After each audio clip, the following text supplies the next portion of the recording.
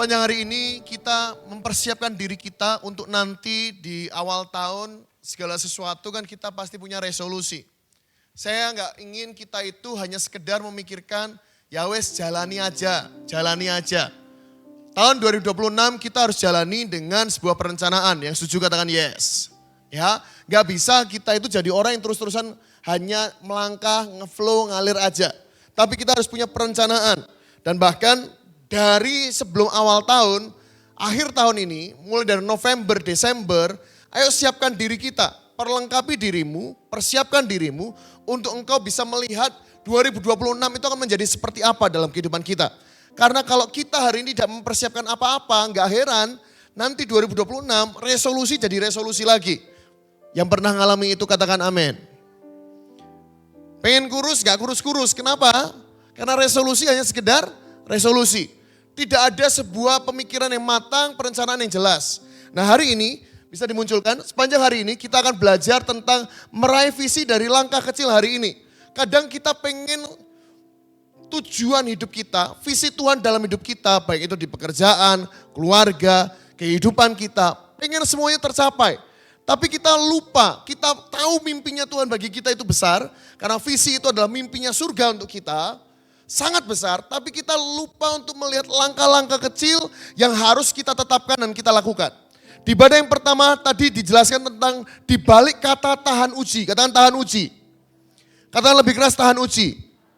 Tahukah Bapak Ibu, untuk menjadi orang yang tahan uji, Anda adalah orang-orang yang harus pula bisa melihat di tengah tantangan dan juga sengsara, Anda tetap bisa melihat Kristus gak di situ? Ada banyak orang itu ketika mengalami tantangan, masalah, kesengsaraan sedikit aja, apalagi di pekerjaan mungkin sudah langsung undur. Udah langsung menjauh dari Tuhan. Padahal kalau kita bisa melihat di balik ketidaknyamanan, ada peluang atau kesempatan untuk kita bertumbuh. Ada peluang, kesempatan untuk kita upgrade diri kita, bahkan di situ ada berkat-berkat yang Tuhan taruh di situ. Tapi banyak orang gak bisa melihat itu, sehingga melihat tantangan masalah langsung kabur, langsung menyerah, langsung lari. Nah saya berdoa, jemaat GMS Salah tidak demikian. GMS Salah 3 jemaatnya itu orang-orang yang memang ada tantangan, ada ketidaknyamanan, ada mungkin bahkan kesengsaraan. Jika itu bukan karena dosa, jalani, katakan jalani. Kata lebih keras jalani. Karena kalau enggak mentalitasnya itu kan kecil.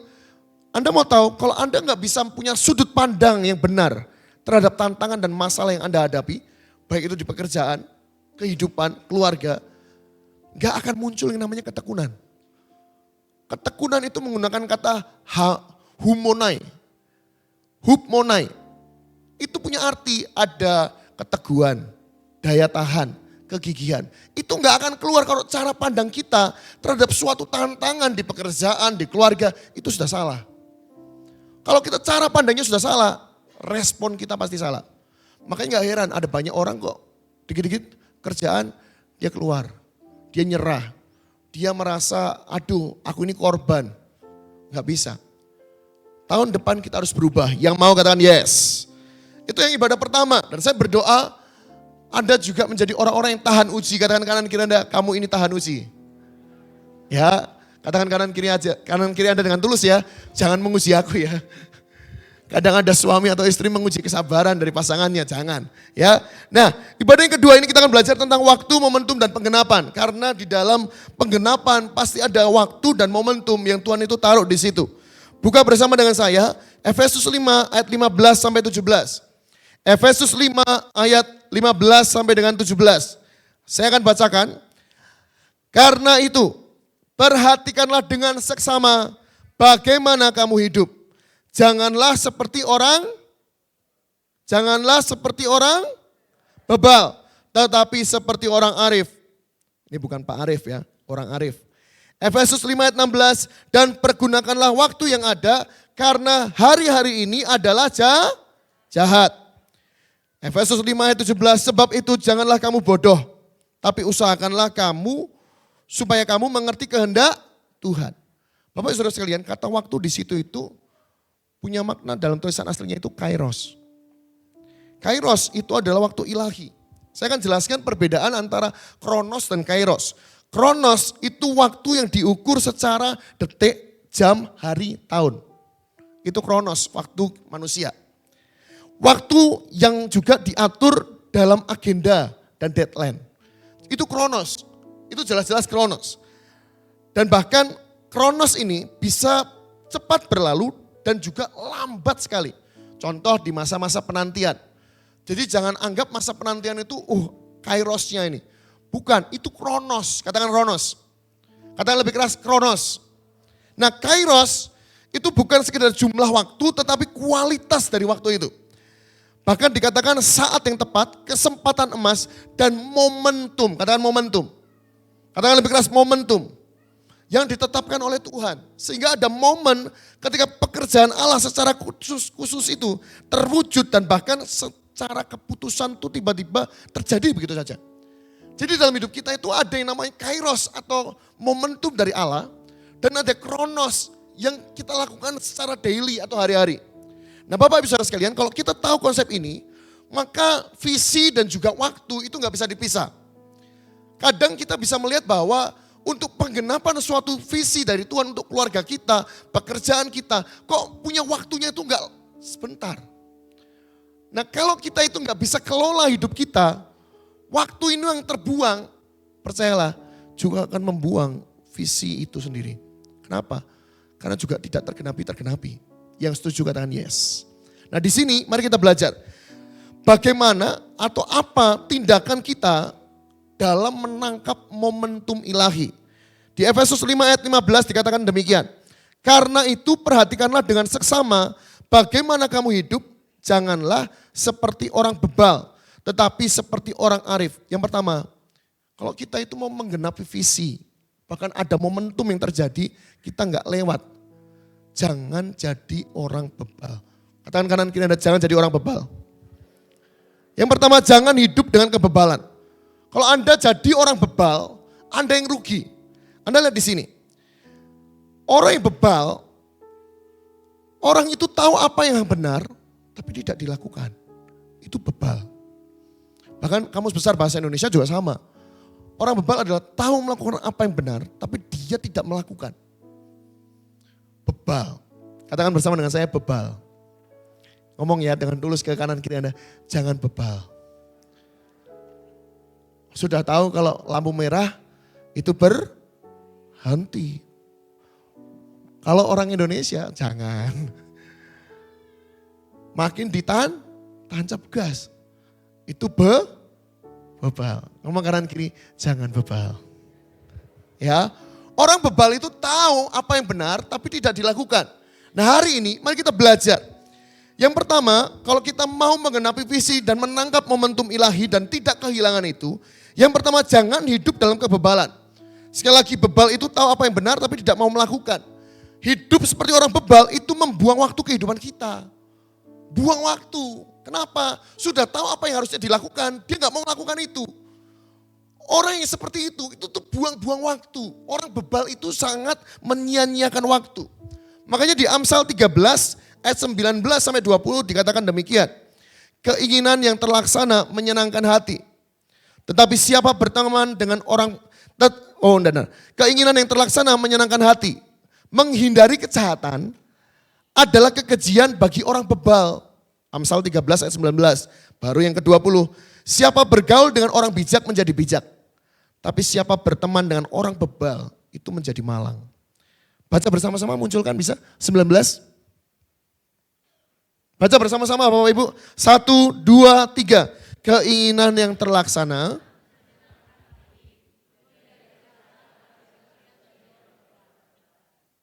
Dua puluh.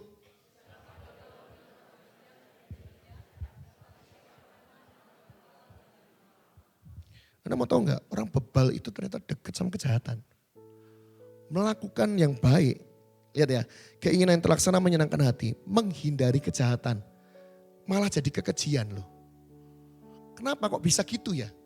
Kenapa kok orang bebal itu menghindari kekejian kok malah menghindari, dikatakan tadi menghindari kejahatan kok kekejian. Berarti orang bebal ini dekat dengan kejahatan. Ya, karena orang bebal itu mereka tahu apa yang benar. Mereka nggak mau lakukan. Nah Nah di sini Bapak Ibu, kalau kita bergaul bahkan dengan orang bebal, hidup kita itu dikatakan menjadi malang. Kenapa? Karena akan ada banyak hal yang buruk bisa terjadi dalam hidup kita. Karena orang bebal itu dekat dengan kejahatan, dekat dengan yang namanya kompromi. Yang mengerti katakan yes. Nah di sini firman Tuhan tadi menjelaskan bahwa karena itu perhatikanlah dengan seksama bagaimana kita hidup. Jangan seperti orang bebal. Karena orang bebal itu menyia-nyiakan waktu, tapi juga dekat dengan kejahatan. Nah lihat di sini. Orang yang bebal itu suka dengan yang namanya ngeyel atau mengeraskan hati di area yang salah. Nah, kalau ini yang terjadi, please mengerti. Orang yang terus keraskan hati di area yang salah, Anda itu sedang membuang waktu kehidupan Anda. Padahal semua kita di ruangan ini, gak ada yang tahu kapan kita akan kembali kepada Bapa atau akan meninggal kapan. Yang setuju katakan amin. Betul gak? Betul gak? Makanya kemarin di Ambarawa, Tuntang waktu KKR itu saya jelaskan. Kalau hari ini Anda itu mau ngambil keputusan untuk keluarga Anda. Anda contoh mau ngambil hutang sebagai orang tua, ngambil hutang yang besar. Pikirkan. Nanti bayarnya itu bisa sampai kapan. Jangan sampai nurun ke anak. Sudah dikasih tahu begitu tetap terjang. Sudah dikasih tahu kalau mau ambil utang tuh jangan sampai ini loh, kamu gak bisa bayar, lihat tenggatnya semuanya. Tetap diterjang. Lihat ya, orang bebal itu buat satu keluarga itu jadi malang. Tahukah Bapak Ibu Saudara sekalian, dalam hidup kita perlu ngerti untuk apa? Tidak mengeraskan hati kita di area-area yang salah. Nah apa area yang salah dalam hidup kita? Anda yang paling tahu. Bahkan kalau Anda suami istri, pasangan Anda itu mungkin tahu area yang salah. Setiap kali itu disampaikan, please jangan ngotot atau ngeyel.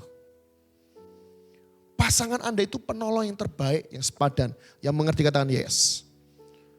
Saya ingat pertama kali sama istri saya itu, pernah Bapak Ibu hal yang sama terjadi. Saya lampunya itu dari hijau, kuning, nggak makin pelan makin kencang. Istri saya, go, harusnya pelan berhenti. Ngeyel, tabrakan saya. Go, kalau nyetir jangan pegang HP, balas chat nanti. Coba bayangkan, berapa dari kita itu kadang kita itu orang yang bebal dalam perkara-perkara sederhana. Tapi bukan cuma itu. Ayo berbenah, ada area-area. Kalau kita bebal, kita itu membuang waktu kehidupan kita. Yang mengerti katakan yes. Apa kebebalan yang mungkin Anda tahu itu? Coba benahi. Apalagi kalau mungkin orang terdekat Anda sudah ngomong ini loh di area ini itu kamu salah. Kalau sudah tahu, dikasih tahu begitu, jangan keraskan hati. Waktu yang terbuang untuk Anda mengeraskan hati, waktu yang seharusnya Anda sudah bisa memperbaiki dan melanjutkan ke level selanjutnya. Bapak Ibu Saudara sekalian, jangan hidup seperti orang bebal. Orang bebal itu tahu yang benar gak mau melakukan. Harusnya kita menjadi orang-orang yang punya ketaatan. Ketaatan maksudnya gimana Pak Denny? Mudah untuk taat melakukan apa yang seharusnya dilakukan. Apa yang benar itu loh. Mudah gitu loh. Saya tulis di sini, jadilah orang yang bisa taat melakukan apa yang harus Anda lakukan. Orang yang begini itu gak membuang waktu hidupnya. Ada area-area di mana dia harus bertobat. Gak lama-lama terkurung nanti dalam kegagalan, dosa. Kalau memang harus bertobat, segera berubah. Kalau hari ini bahkan Anda berkata, oh ayo gunakan waktu kita dengan bijaksana. Betul, tapi gunakan waktu kehidupanmu untuk melakukan apa yang Anda tahu Anda harus lakukan. Sudah dimulai step pertama, gunakan waktu kehidupan kita untuk melakukan apa yang Anda tahu Anda harus lakukan. Contoh, Anda tahu nih hari ini, gesekan sama orang tua. Sebagai anak dan pasangan, gesekan dengan orang tua atau mertua gak nyaman, betul?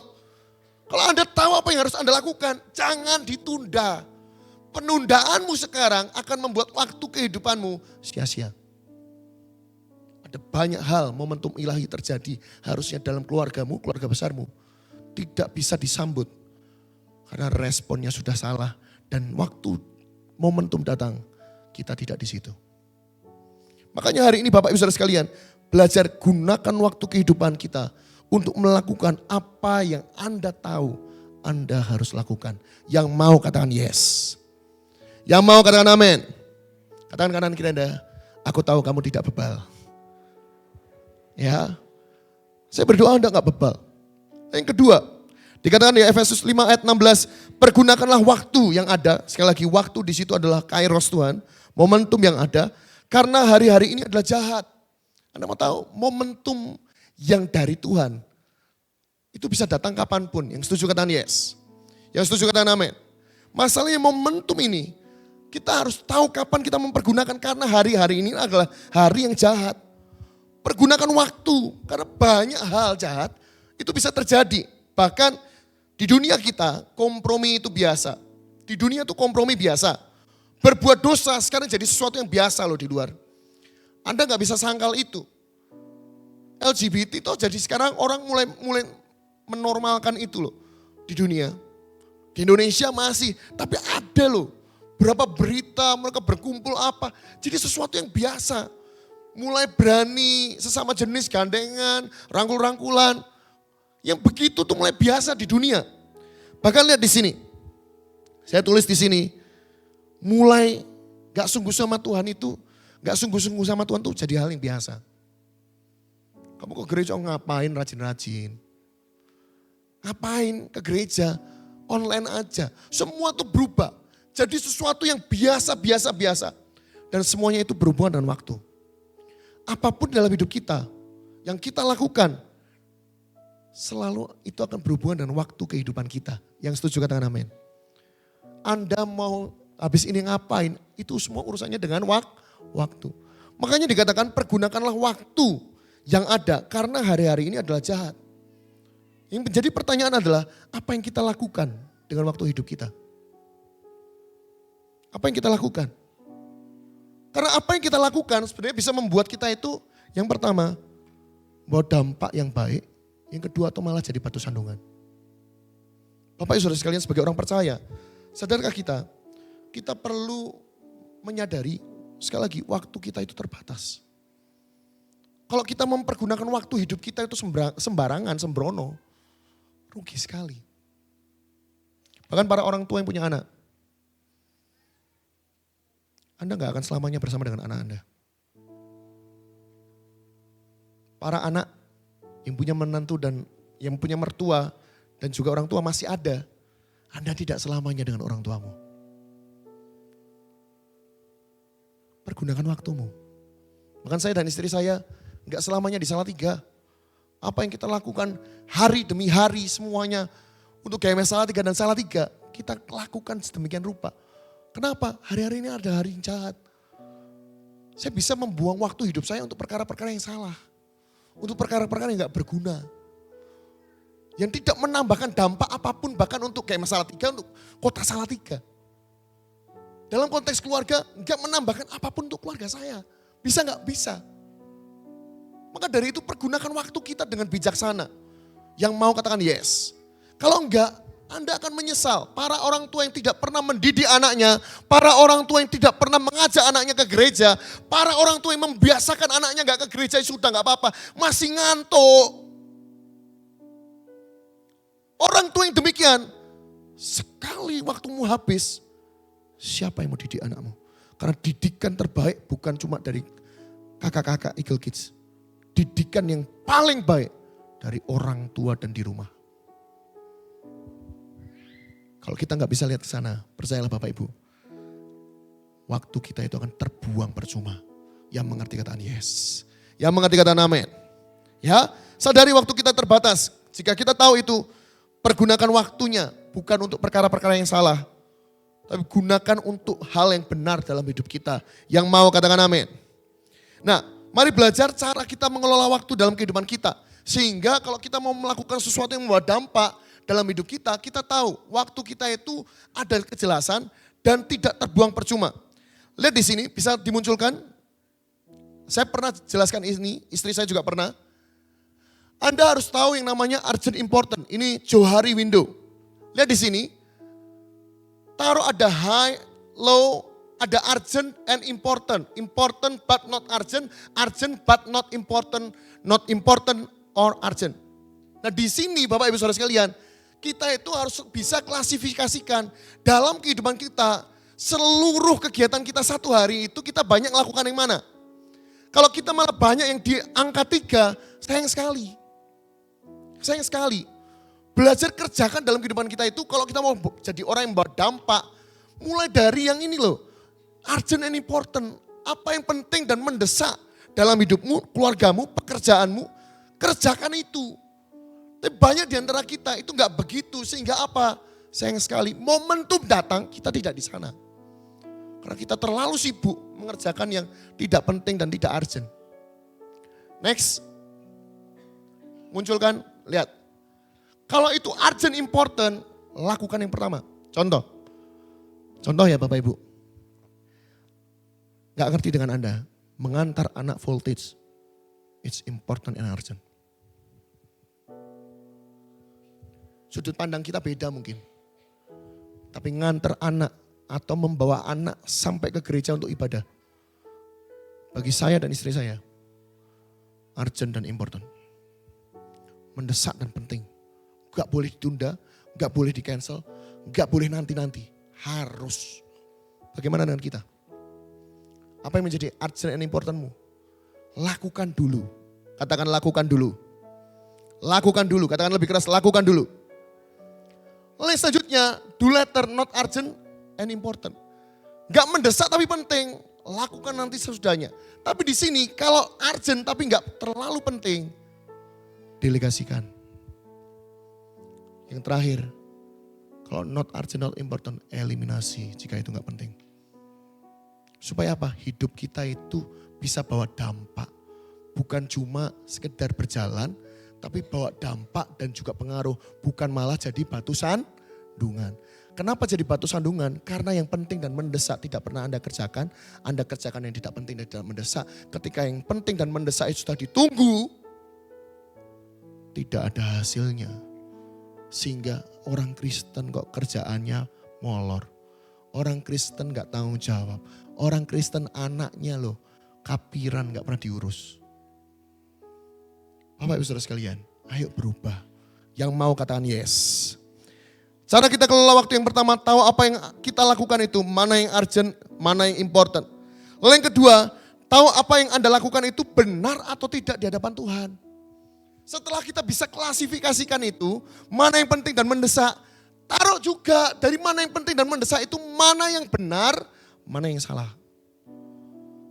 Penting mendesak tapi itu salah. Contoh, oh ini dikejar-kejar nih, suruh malsu nota. Udah ditunggu nih, benar atau salah? Salah, gak usah. Jangan lakukan perkara-perkara yang salah. Kalau Anda gak mau jadi musuhnya Allah. Yang mengerti katakan yes. Ingat ya, pergunakanlah momentum ilahi. Karena hari-hari ini hari yang jahat. Setelah klasifikasikan, tata, ini benar atau salah. Kalau salah, langsung lebih baik jangan Anda yang lakukan. Dan kalau bisa malah tidak terlibat di situ. Yang mengerti katakan yes. Ya. Nah, yang ketiga cara kita kelola waktu adalah sadari. Kita tidak bisa menyenangkan semua orang. Bukan cuma sekedar hubungan, keputusan. Tapi waktuku ini juga gak bisa menyenangkan semua orang. Kalau mau menyenangkan semua orang, Anda mau tahu Bapak Ibu, saya bisa konseling sampai jam 2 pagi. Karena malam itu masih banyak yang pengen ketemu apa. Saya pernah ditegur waktu saya jadi gembala AUG. Ada cowok-cowok itu wah cerita ngalahin cewek. Sampai jam 3, jam 4 cerita masalah pasangan hidup dan lain sebagainya. Lalu pemimpin saya waktu itu kasih tahu, kalau kamu begini terus, yang pertama, pelayananmu tuh gak akan efektif. Yang kedua, kamu akan burn out. Kenapa? Kamu gak ngurus hidupmu juga loh. Gimana studimu? Gimana anggota CG yang lain yang kamu pimpin gimana? Lihat loh, kamu ngonseling satu orang ini sampai jam 4 pagi. Mungkin ada kemenangan, tapi ada sisi yang lain kamu korbankan. Dari situ saya belajar, iya ya. Saya gak bisa menyenangkan semua orang, termasuk dalam hubungan, keputusan, dan waktu hidup saya. Contoh, saya sangat suka basket, di sini kan ada yang basket. Kalau ada meeting, itu urgent, important, dan itu yang benar yang harus dilakukan. Basketnya nanti dulu, betul ya? Saya enggak terus otak terjang semua, enggak. Mari belajar. Bapak Ibu Saudara sekalian, kalau Anda tahu 3 area ini, tahu apa yang Anda lakukan itu mana yang urgent, important, tahu itu benar atau tidak di hadapan Tuhan, dan sadar bahwa engkau itu enggak bisa menyenangkan semua orang. Lihat ya, 3 area ini akan meminimalisir kehidupan seseorang untuk apa? Gak ngeflow. Gak ngeflow. Orang yang ngeflow itu mungkin adalah orang-orang yang dia tidak tahu prioritas. Terjebak menyenangkan semua orang. Dan tidak tahu apa yang dilakukan itu benar atau salah di hadapan Tuhan. Kalau orangnya ngeflow cuma ngikut aja, ini ngikuti semua. Biasanya gak tahu akan 3 hal itu. Dan saya berdoa, jemaat GMS Salatiga, ayo pergunakan waktu hidup kita. Jangan sembarangan. Yang mau katakan yes. Yang mau katakan amin. Ya, kan di ayat 16 saya bacakan sekali lagi. Dan pergunakanlah waktu yang ada. Karena hari-hari ini adalah jahat. Hari-hari ini banyak orang itu menyia-nyiakan waktu hidup mereka. Dan saya berdoa Anda tidak menyia-nyiakan itu. Yang mau katakan amin. Ya, katakan kanan kiri Anda, jangan sia-siakan waktu hidupmu. Ya, yang ketiga, Efesus 5 ayat 17, sebab itu janganlah kamu bodoh, tapi usahakanlah supaya kamu mengerti kehendak Tuhan. Yang ketiga, kalau yang pertama tadi kita belajar jangan hidup dengan kebebalan. Yang kedua, sadari kita hidup di zaman yang penuh kejahatan. Yang ketiga, pahami kehendak Tuhan dalam hidupan kita. Lihat di sini, jangan buang waktu untuk yang bukan rencana Tuhan dalam hidup kita. Orang yang tahu bahwa itu bukan kehendak Tuhan dalam hidupnya, tetapi terus melakukan apa yang bukan kehendak Tuhan dalam hidupnya itu. Saya ulang ya, orang yang tahu bahwa apa yang dia lakukan itu bukanlah kehendak Tuhan, tapi dia terus melakukan apa yang bukan kehendak Tuhan itu. Alkitab mencatat itu adalah orang yang bukan berhasil. Apa? Bebal. Ada lagi tambahan tadi terakhir yang kita baca, orang yang bodoh. Bodoh. Kok bisa? Lihat di sini. Waktuku gak bisa dipulang. Gak bisa diulang. Gak bisa dikembalikan. Dan semua kita itu punya waktu yang terbatas. Coba Anda bayangkan. Kalau Anda sudah tahu apa yang jadi kehendak Tuhan dan Anda melakukan apa yang bukan kehendak Tuhan. Dan Anda tahu itu tapi Anda terus melakukan. Bebal betul tapi ada lagi bodoh. Kenapa? Lihat di sini. Contoh. Ini ada yang beberapa yang anak-anak yang adult atau yang muda. Bangun hubungan dengan orang yang tidak seiman. Bodoh. Betul kan? Jelas apa yang tidak seturut kehendak Tuhan. Kita lakukan itu, kita adalah orang yang bodoh. Orang yang berselingkuh. Anda itu orang yang bodoh. Anda buang waktu hidupmu dengan pasanganmu hanya untuk sebuah penyesalan nanti di ujung. Bodoh. Waktu yang harusnya Anda gunakan untuk selingkuh itu harusnya Anda bisa bangun untuk membangun keluargamu yang mengerti kata yes. Kalau sudah tahu kehendak Tuhan dan apalagi kita itu melakukan sesuatu yang kita tahu ini bukan kehendak Tuhan. Kalau sudah tahu gitu dan Anda masih tetap melakukan, Bukan cuma bebal, Anda tuh bodoh. Waktumu tuh disia-siakan. Contoh yang lain di sini. Orang yang terluka sama orang tuanya mungkin, atau orang tua terluka sama anaknya. Kalau Anda tahu kehendak Tuhan bagaimana seorang anak harus menghormati orang tua, bagaimana orang tua mendidik anaknya. Dan Anda terus beri makan perasaan luka itu, kecewa itu. Dan Anda sampai gak mau ketemu, gak mau bangun hubungan kembali, hubungan jadi rusak. Itu bodoh sekali. Kenapa? Karena harusnya waktu yang dibuang itu bisa dipakai untuk memulihkan hubungan itu. Yang mengerti katakan yes. Maka dari itu ayo sama-sama belajar. Dalam hal mau tujuan hidup, waktu kita itu loh, coba dilihat. Dalam hari-hari ini, apakah kita itu mengerjakan waktu kita itu dengan baik? Atau jangan-jangan waktu dalam hidup kita itu semua dilakukan satu, untuk perkara-perkara yang salah. Dua, kita buang-buang waktunya dengan bermalas-malasan. Yang ketiga, bahkan untuk melakukan sesuatu yang kita itu tahu itu bukan kehendak Tuhan. Sayang. Ayo rubah, katakan berubah. Katakan lebih keras berubah. Ya. Nah, untuk itu kita perlu tahu apa yang penting dan apa yang itu adalah kehendak Tuhan bagi hidup kita. Kehendak Tuhan dalam hidup kita pasti sifatnya begini. Yang pertama, membawa damai sejahtera. Katakan damai sejahtera. Ya, bukan ketakutan. Kehendak Tuhan tidak pernah membawa kita kepada ketakutan, tapi membawa damai sejahtera.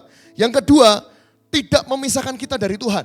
Kehendak Tuhan itu justru membuat kita itu semakin kagum, semakin terpukau dengan karya Tuhan yang membuat kita itu makin pengen deket sama Tuhan. Omong sesuatu yang gak mungkin kalau kehendak Tuhan adalah membuat Anda itu semakin jauh dari Tuhan. Gak mungkin. Kehendak Tuhan itu pasti akan membuat kita itu makin dekat. Katakan makin dekat.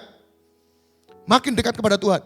Contoh, seorang suami kehendak Tuhan bagi Anda adalah mengasihi istri Anda. Dengan mengasihi istri Anda, seperti Allah mengasihi kita jemaat. Anda mau tahu Bapak Ibu Saudara sekalian? Anda pasti akan makin dekat sama Tuhan. Karena kita gak bisa dengan kekuatan kita sendiri yang mengerti katakan yes. Ayo sama-sama belajar. Bahkan kehendak Tuhan itu juga punya sifat tidak membuat kita melakukan dosa. Jelas. Anda mau tanya itu kehendak Tuhan atau bukan? Coba cek. Apakah ada 3 sifat ini di dalam tindakan-tindakan yang Anda lakukan? Kalau itu ada, ayo jalankan itu, kerjakan itu. Yang mau katakan amin. Ya, ada 3 aplikasi untuk kita. Yang pertama, buang kebebalan yang masih ada dalam kehidupanmu.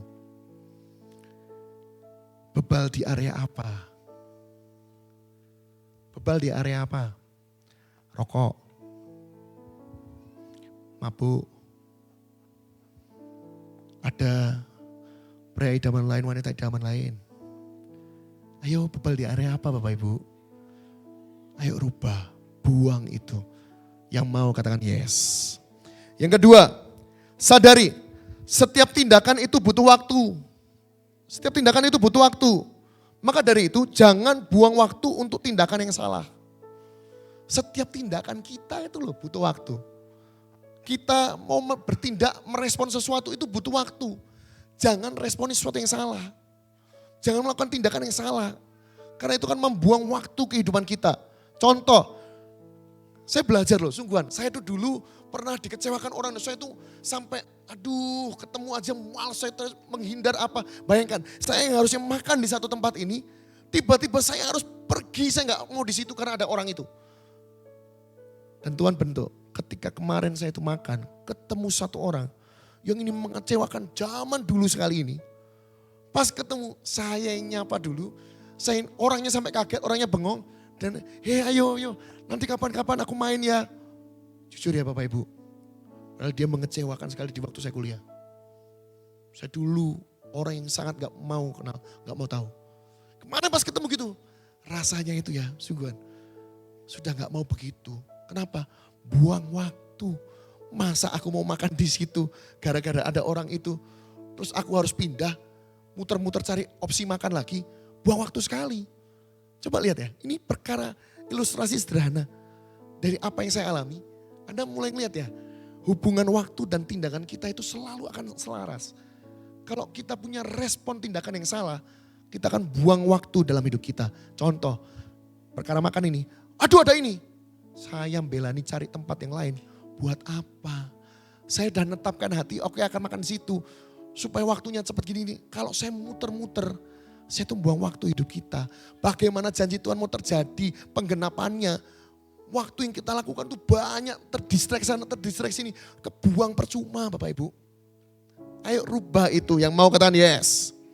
Dan yang ketiga, jangan buang waktumu untuk yang bukan rencana dan kehendak Tuhan. Sesimpel itu, sesimpel itu. Anda yang masih muda cari pasangan, kalau sudah tahu itu tidak satu iman, jangan buang waktumu. Amin. Mari kita bangkit berdiri.